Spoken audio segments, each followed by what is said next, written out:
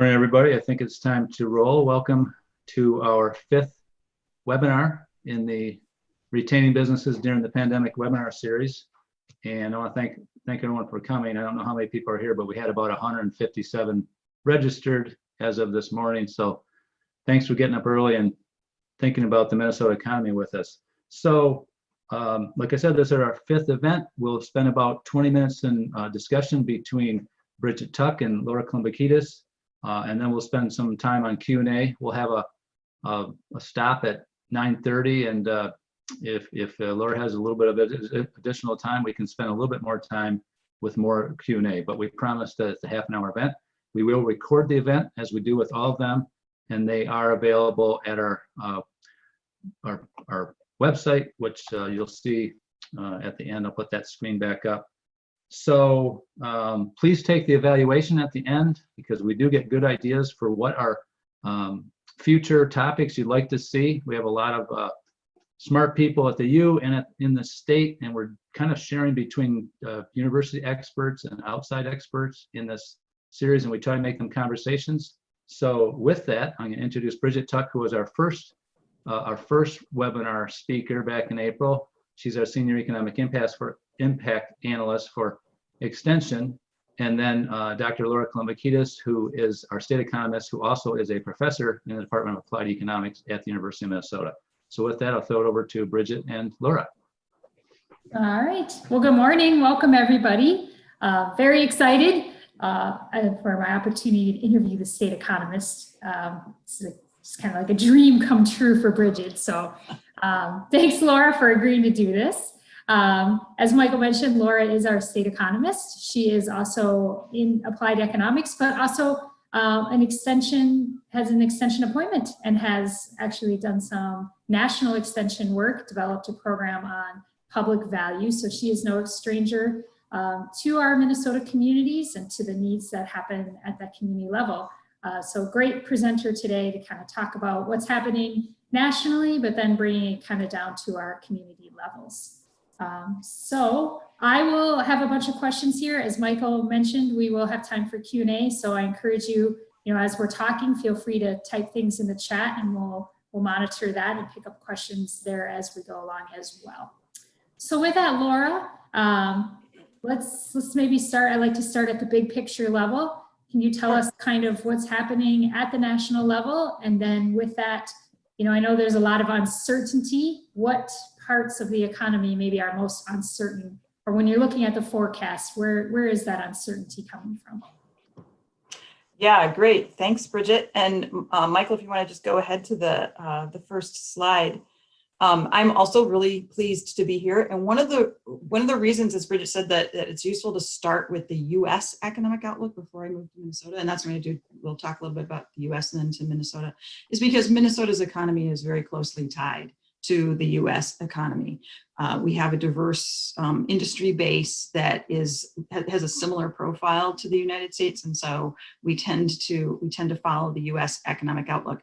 And another reason why it's important is because when my office does the forecast for the state of Minnesota and for tax revenues for Minnesota, we start with information from a U.S. economic forecast. We don't forecast the U.S. ourselves. We forecast Minnesota, and so I'm going to show you what it is that we have been working with as we prepared the interim budget projection that we released a couple weeks ago. So this first chart shows U.S. real GDP, so U.S.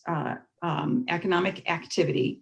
And the dark line shows the history, and it shows the April forecast by IHS Markit, which is the macroeconomic consulting firm that we use. And then the dotted line shows their February forecast. And the reason I'm showing February is because the last time we released a forecast was in February. The last time Minnesota produced a forecast was in February. So in February, that dotted line, that's the path we thought we were going to be on.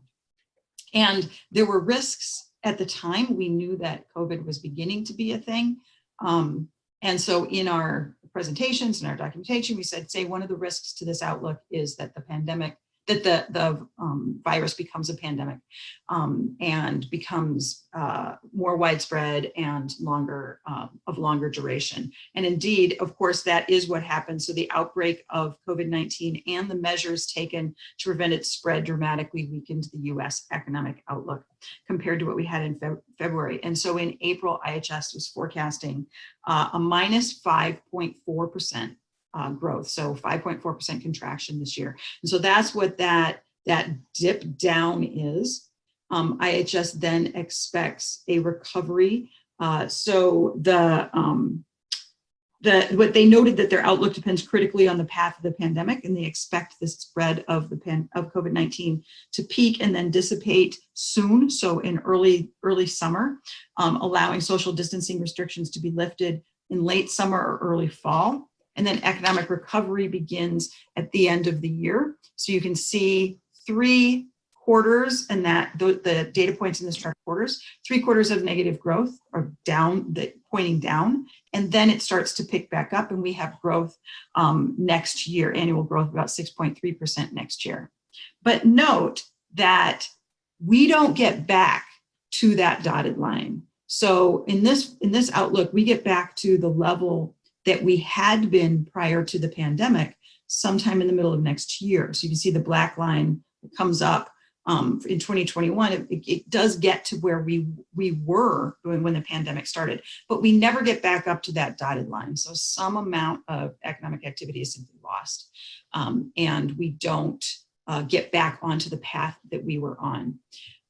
If you turn to the next chart, this is a really similar picture, and this one shows consumer spending, real consumer spending. So real consumer spending accounts for 2/3 of real GDP. So it's a big part of GDP, and consumer spending was the driver of the economic expansion, that historic expansion that we were in until this recession hit.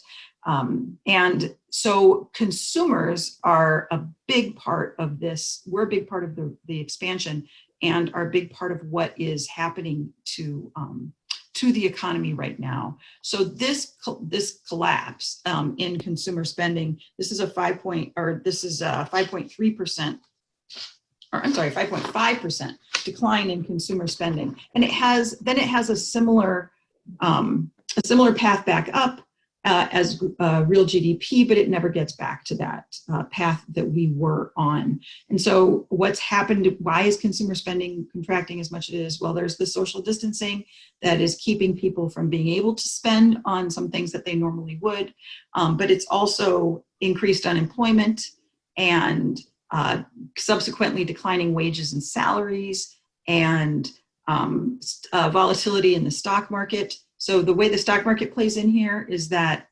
when people feel wealthier, there's a positive wealth effect to consumer spending. They spend more, and that's something that helped drive consumer spending during the economic expansion that we were in. But when people are less wealthy, so for instance, when equity prices fall or when home prices fall, then they tend to spend less. There's a negative wealth effect. And so that negative wealth effect is playing a role here. Another reason I wanted to show you the consumer spending graph is because this is something that influences our tax forecast, because it influences sales tax receipts for Minnesota. And many of you, maybe you're in localities that have a local option sales tax. And so with consumer spending down, your sales tax receipts are likely to be down as well. And it's what's affecting businesses, especially retail businesses throughout Minnesota. There's been this huge contraction in what consumers are, the money that consumers are putting out into the economy. And a lot of businesses are feeling that. So Brigid, let me talk about some of the other risks in addition to that consumer spending. So in order for the recovery to pick back up, is consumers have to feel confident that they can spend. And so they need the means to spend. So income has to come back up, and they have to feel safe getting out and doing the activities that they were doing before, going to restaurants, traveling, those kinds of things. So the shape of the recovery depends more on how people behave than it does on what governments do. So specifically the pace and timing of government restrictions and the lifting. of those restrictions. It matters more how people and businesses react. So business confidence and consumer confidence are a big risk here. There's I said IHS for the U.S. outlook. IHS said that their economic outlook depends critically on the path of the pandemic. They acknowledge that there could be other paths of the pandemic than what they have identified as what they think is the most likely thing at this point, and things will change as time goes on. Their May outlook, for instance, has a larger contraction than the April outlook that we used. And as the pandemic changes and as their understanding of the pandemic changes, the US economic outlook is going to change as well. Financial market volatility, I talked about that, the role of that. All of the federal support that's been put in place so far has been incorporated into the US outlook that I'm presenting. But we don't know exactly what's going to happen next in terms of federal support. We also don't know exactly what the impact is of the federal support and the monetary policy support that's already happened.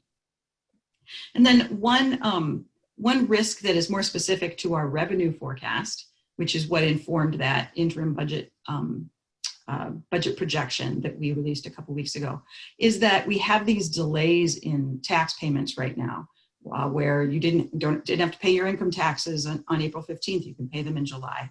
There's some delays to sales taxes, and that delays also the signals that we usually get and we use to identify what's going on in Minnesota's economy. So there's a lot more muddiness to the signaling than usual. I can talk a little bit more about unemployment, unless Brigid, you have something else you want to throw in. You answered this, but it came up in the chat that this sort of envisions, it doesn't look at a second wave of potential outbreak, correct? This is just saying right. It eases come the end of summer and we kind of head back towards normal. Okay. Right. And so that I would identify as one of the risks. So Michael, if you can go back to the slide prior that has GDP on it. This is sort of the shape of the recovery. It's this U, and there's no second dip later in the year. IHS has run lots of other scenarios, including a W-shaped recovery where there is a later dip. As the pandemic changes, their outlook will change. And so the shape of the recovery is one of the risks to this, is that, they put forward as their baseline the forecast that they think is the most likely, and they assign a subjective probability to that. Say we think it's X% likely that this is going to happen. They assign a relatively low probability to their baseline outlook because there's so much uncertainty in this forecast, and their forecasts are changing more month to month than they usually do. Right. Making it all the much harder for everyone to plan. Yes, exactly. So there were two more questions in the chat that I think fit here. Yep. So looking at like restaurants and taverns, so does this sort of assume that they are back at 100%? I mean, I think that fits in with that relaxation. When you said this assumes relaxation of social distancing in the fall, I would assume that puts them back more at full capacity by late summer, early fall. Yeah, probably. It's the US economic outlook doesn't incorporate that level of detail. But yes, they're, as I said, they're thinking about what governments are doing in terms of relaxing restrictions. But then when restrictions get relaxed, they don't assume an immediate jump to normality. There's a ramp up in activity as people and businesses figure out how to act and how to keep people safe and open under safe circumstances. So so the relaxing restrictions happens later in the summer and early fall, and we get back to growth, positive growth later in the year. Okay, and then one more question that I think is kind of interesting. So pointed out that GDP seems to be growing at roughly the same rate as projected growth from February, but consumer spending is a little more flat. If you look at the two charts. That could be just bit more. GDP, okay, maybe, I'm not sure, maybe I don't understand the question. So go back to the GDP chart. So this is not growth rate. This is level. Usually when I present forecast, I'm showing growth rates. This is the level of GDP. It's an index level. And so it is, I see what you're saying. So they're saying when we get out to 22 and 23 and we get back to growth. Yes, that's right. It looks like GDP is growing a little faster than it was in February, and then the curve flattens a bit and it gets a little slower. That's right. And then when you get to consumer spending, go back to that chart. Yeah, that's right. So that flattens out more. What does that have to do with? I believe that has to do with partly with IHS's expectations for the stock market and the wealth effect and for home prices, so that they're expecting not as strong growth in wealth as they had been expecting in February, and that dampens consumer spending. But that's an important point for those of you whose businesses and communities are depending on consumers getting out and spending, is that even when we get back to recovery, it's slower growth in consumer spending than what we had expected before. That's an interesting point. Mm-hmm. Oh, awesome. Thank you, Laura. Yeah. So let's move to Minnesota. Tell us a little bit about how this uncertainty is playing out for our state. And absolutely. So if you go to slide 4, this is going to still be the US, but then I'll quickly move to Minnesota. So this is unemployment insurance claims for the United States. So this is one of the things that happened as we had this hard stop to economic activity, this really dramatic shutdown due to the measures, due to the pandemic and the measures to slow the spread. And so this shows seasonally adjusted initial claims for unemployment insurance. So when people become unemployed, they apply for unemployment insurance by week. So the weeks ending in the dates on the horizontal axis. And this is this year. And so we had this really very, steady number of unemployment claims by week up until the middle of March. And then the number of claims in millions jumped to 3 million. And this was just a really dramatic change in unemployment insurance claims. And then it doubled the week later, and then it stayed at 6.6. And so we now have about 26 million people in the United States on unemployment insurance benefits. And that is just a dramatic picture. And it's one of the few pieces of economic information that was in real time. So something we could see happening as other economic data were lagging. And so when we were preparing our interim budget projection, we knew that this dramatic thing was happening at the US level. And then Michael, if you go to the next slide, I can show you what happened in Minnesota. So this is the same number, but it's initial and claims for unemployment benefits in Minnesota. So let's start with the blue line. So the blue line at the bottom, that's the 2019 weekly unemployment claims. So this is what it looked like last year. And we've been saying throughout this economic recovery and expansion prior to the pandemic, Minnesota had very low unemployment. And so our unemployment claims were just hanging down at the bottom, not in a worrisome way at all.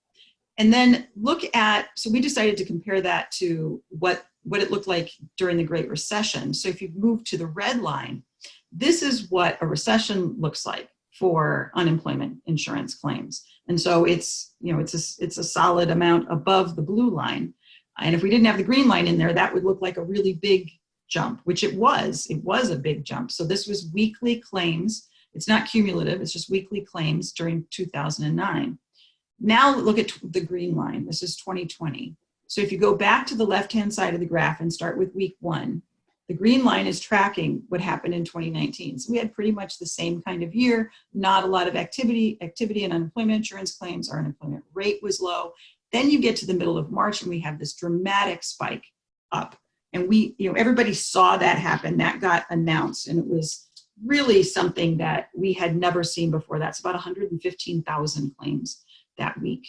And then the following week, we have a level that's just as high, almost just as high. And then the following week, another one that's almost as high. And then it comes down, but it's still much higher than what we had for weekly claims a year ago.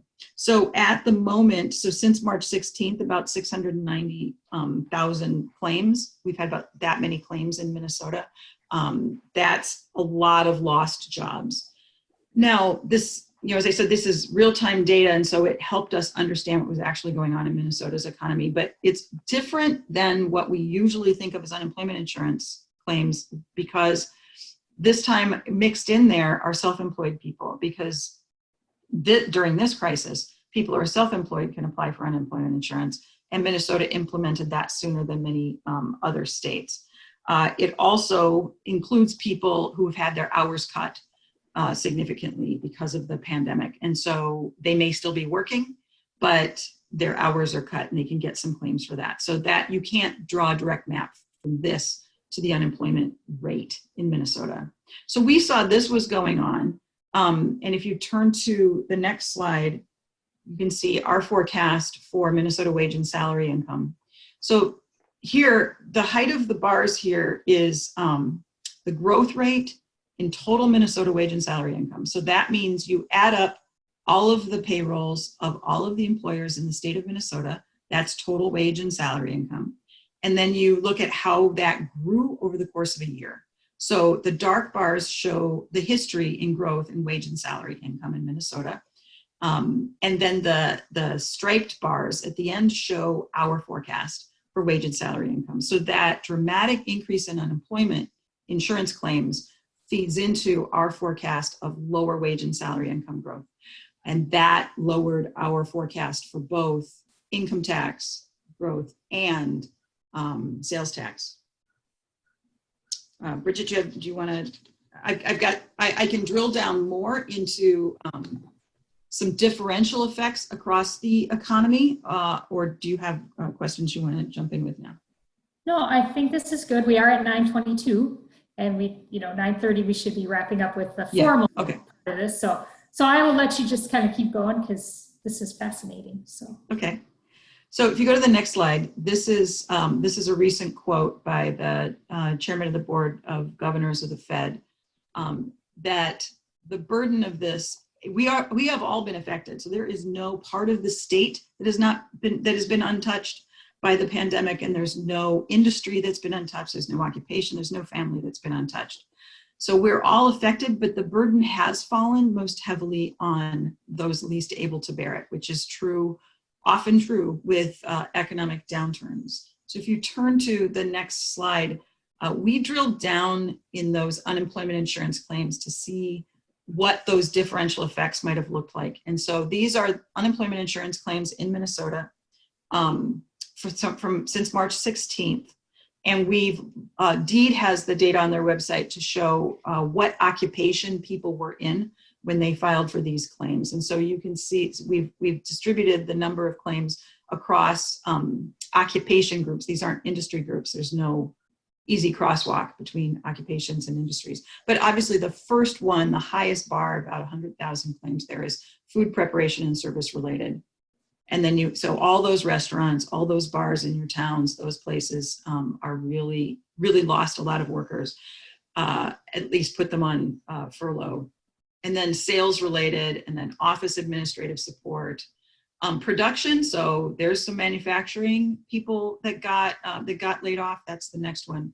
And then one of the bars that we saw right away, lots of people noted right away, is with the first bit of information about these claims in Minnesota, is how many healthcare workers were in there. And I don't know that I expected that, because it's a healthcare crisis, so we need healthcare workers. But with the stoppage on non-emergency care, a lot of healthcare workers went on unemployment insurance. And then there's also construction there as well. So it's differential impact on people in food prep, in sales, in personal care. And if you go to the next slide, we created when I say we, I mean my staff at Minnesota Management and Budget in the Economic Analysis Unit. We looked at those initial claims by occupation, and then we looked at DEED's data on the median wages per for each occupation. And then distributed those to look at by quintile, from lowest quintile to top quintile.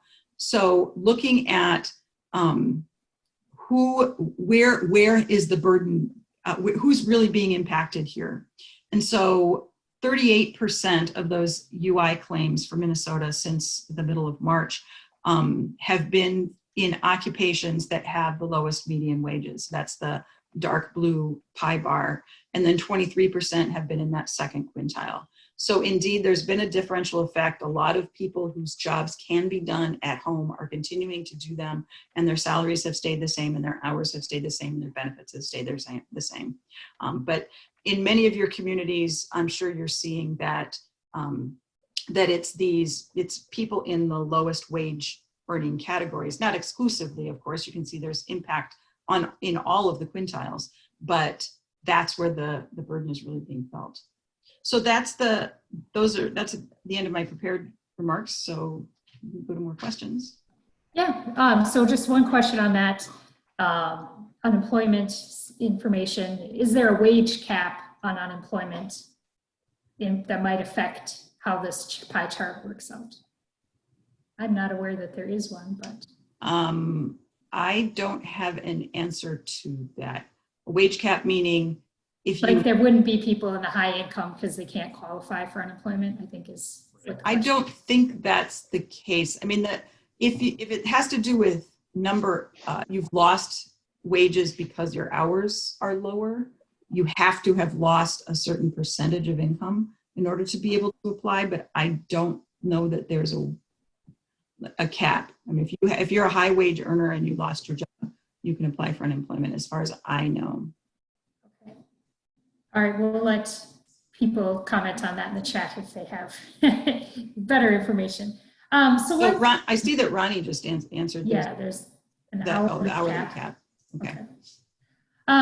So I guess the question, or one, just kind of a comment that to go into what you were talking about here, Laura, we did some work with the Duluth looking at the workforce, kind of taking what was happening and then trying to drill it down a little bit more. And we found, like, for example, with the healthcare workers in Duluth, something like, depending on which healthcare industry you're in exactly, occupation you're in, something between like 75 to 90% of those folks were women filling those positions. And we did some work with Staples and Wadena and found that there's a large percent that are in the in the food preparation area that are younger workers. So just, you kind of highlighted income here, but there are really some stark differences too in terms of gender and age distribution as well happening out there across the state, I think. Yeah, yes, that's right. I think, this is I've been saying to some of my staff that this is going to be the event that spawns 1,000 doctoral dissertations and or 1 million maybe. And so looking at those differentials is going to be important. Regional, gender, race, age. Yeah. Yeah. And I think it really helps us inform, as practitioners, which we have a lot of practitioners on today, helps inform how do you make that strategy to respond to that? Because it might look very different for younger people than it might look for an older population, Yeah. Some differences. Yeah. And as people are developing response strategies, keeping those differentials in mind, and also keeping in mind that nobody was untouched. So even if you're in a relatively secure position, you're still feeling the economic impact and the stress of this event. Absolutely. All right, so go ahead, Michael. Oh, yeah, well, this is just our half an hour moment. So, we do promise that these webinars are half an hour, but we will certainly keep this going for another 15 minutes if Laura and Brigid have the time. I will go and fetch the evaluation and send it out to people. But yeah, Nancy, we'll share these slides and we'll send out the evaluation. But we'll just keep going here. But those of you who have to take off, this is the half hour point. Yeah, thanks, Michael. Yeah. So there's a question here, Laura. Are there any estimates on the gig workers and how are they accounted for in these projections? Yeah, I don't have specific information on that yet. But it depends on which data set you're looking at. So at the moment, we've got the wage slide up here, total wage and salaries. If you're a gig worker and you're self-employed, you're an independent contractor and you're filing taxes as a business, then you're not in our wage and salary disbursements projection. But we do project that that line of income when we do the income tax forecast.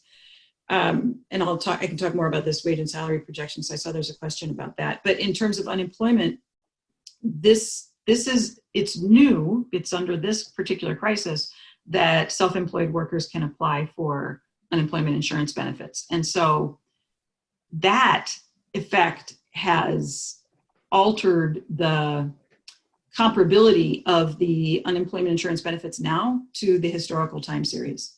And so that's one of the reasons you can't do a direct crosswalk between unemployment insurance benefits and the official unemployment rate, because gig workers who are in a position to have applied for unemployment insurance benefits are in those unemployment insurance benefits numbers and may or may not be in the official unemployment rate numbers. I think we just had the unemployment rate come out, or it's coming out shortly. Well, actually, I think it's not out yet. But in any event, actually, there was a question about this slide, the wage and salary. Yes. Yep. About the 0.3% in the next year. Yeah, it's not, our current forecast has us recovering to growth in total payrolls next year, but employment and particularly wages stay dampened. So we don't get, in our forecast, particularly strong growth next year. We don't get back to pre-pandemic levels of wage and salary income until 22 in our forecast. And let me just also reiterate all of those uncertainties about this forecast at this time. So this was an unusual time for us to do a projection. We normally do our forecasts February and November, and we've never done one any other time. But because economic conditions had changed so much, we updated our projection and released a new budget projection a couple of weeks ago. But with less data than we normally have and under very uncertain conditions. Do you anticipate then that you might do another one here, or is that the legislature sort of has what they need for now and they'll go forward? I think so. We will do what we need to do to help the legislature and the governor make the decisions they need to make. But we don't have a timeline for doing an updated projection. We won't know much more about Minnesota's situation until late in the summer, because now I'm moving to thinking about revenues. We have to wait. Here are the things that I want to wait for to do more projecting. I want to wait for those revenue delays to play themselves out so that we actually know what sales tax receipts are and what income tax receipts for tax year 19 were. I want to see the U.S. economic outlook stabilize. Right now, the U.S. economic outlook is still pretty volatile. And so I don't want, it doesn't help to have sort of a roller coaster of projections. And I want to see how this spike in unemployment insurance benefits plays through the economy into our income tax withholding receipts. And that hasn't quite happened yet. So we need more time to look at income tax withholding to see how this unemployment is affecting income tax receipts. So what I mean by that is this differential impact across wages is something that is new for an economic crisis like this, and it's something that our models are not particularly well equipped to deal with. And so we need some real-time Minnesota-specific data on income tax receipts before we can say what we really think is going on here. So kind of getting into that a little bit with the income tax question, I kind of, in my mind, think about this as there are some industries where, for example, I have a friend that's a dental hygienist, right? The dental shop closed down. She very smartly filed for unemployment to cover those 13 weeks or whatever, while the shop was closed. They're reopening. She'll go back to kind of work. And so long term, maybe there wasn't a whole, I mean, it was very stressful and all the other stuff that goes with that, but maybe long term, this won't have as much of a long-term impact on her personal finances, as opposed to someone who finds themselves out of work permanently. What are you kind of seeing or thinking about sort of how this is impacting different industries in different ways? Or do we think those unemployment claims will really come back down to maybe more closer to those 2009 levels once things get to kind of reopen and get back to function? Yeah, well, certainly as restrictions are lifted and people feel safe going out and doing their economic activity, and businesses have figured out ways to open safely, we do expect recovery to happen. But think about that, the dental hygienist situation and salons, bars, there are a lot more costs involved in running those businesses than there were prior to the pandemic. So all of the dental hygienists are in full PPE. Yeah. And it takes longer to go take care of a patient. And so you probably have fewer patients per day. And that's going to be true for salons. It's going to be true for restaurants. It's true in manufacturing. A lot of costs have increased. And so, so one aspect of that is business survival. So as costs increase, margins get shrunk. And so not all of the people who have been laid off are going to have an employer to go back to. So that's one of the reasons it's not just flipping a switch and we're back to normal, because I don't think we know yet what normal looks like in the retail environment, in the healthcare environment, in manufacturing, in tourism for sure. So, a lot of these companies that have laid people off, their business model has been disrupted, and they have to figure out what the new business model looks like. And it might look like fewer people working or costs increasing. Hey, Laura, can I jump in there with a related business retention question? Because, this is the business, retaining businesses is one of our overall concerns. In terms of churn of establishments, I mean, we're all going to continue to need haircuts. I need one. We're going to need to go out to restaurants and go to church and do all these things when we get back to more normal and all that. But in terms of churn and numbers of establishments, one of the questions earlier was kind of getting at how many restaurants, won't make it. And of course, other people will come in. And any comments about kind of the retaining businesses aspect of this? I know you've helped us with our BR&E program as long as you've been in extension, so I know you take an interest in that. But any thoughts along the retaining businesses question per se? Yeah, if I were a local economic development official in this crisis, I would be trying to figure out who among my community businesses has access to credit and can cash flow their way through this crisis, and who doesn't have access to credit and why. And I would be concerned about businesses that have particularly low margins. Restaurants tend to have relatively low margins. So, I might try to get personal with some of my community businesses and, ask, what was your margin before? How long can you withstand? How long can you make it here? What kind of credit options do you have? And target efforts toward businesses that really can't figure out or don't have access to short-term borrowing that they might need. Businesses that are struggling with costs like rent and try to target that. So I would need to know something about the financials of the businesses in my community in order to get a better idea of who's likely to be able to survive this and who's at risk. Great. Time for a few more questions. Oh, yeah, I was just saying that there's a few questions in the chat that are mostly related to sort of how does Deed do unemployment numbers? And I know we're not experts in that. So Michael, perhaps this indicates we could consider having someone from Deed's labor market team come and talk unemployment statistics with us sometime.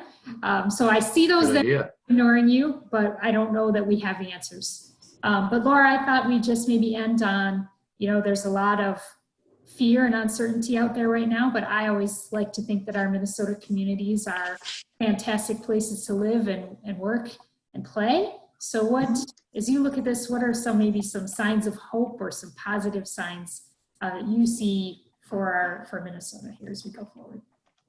Yeah, that's a great question. And I'd actually tag onto a bit to my answer to Michael's question that, you've got the local communities, local economic development officials, chamber groups, they've got this immediate crisis and they're trying to retain the businesses that they have right now. But also for the long run, investing in those long-term assets that make the community great. And I know the business retention and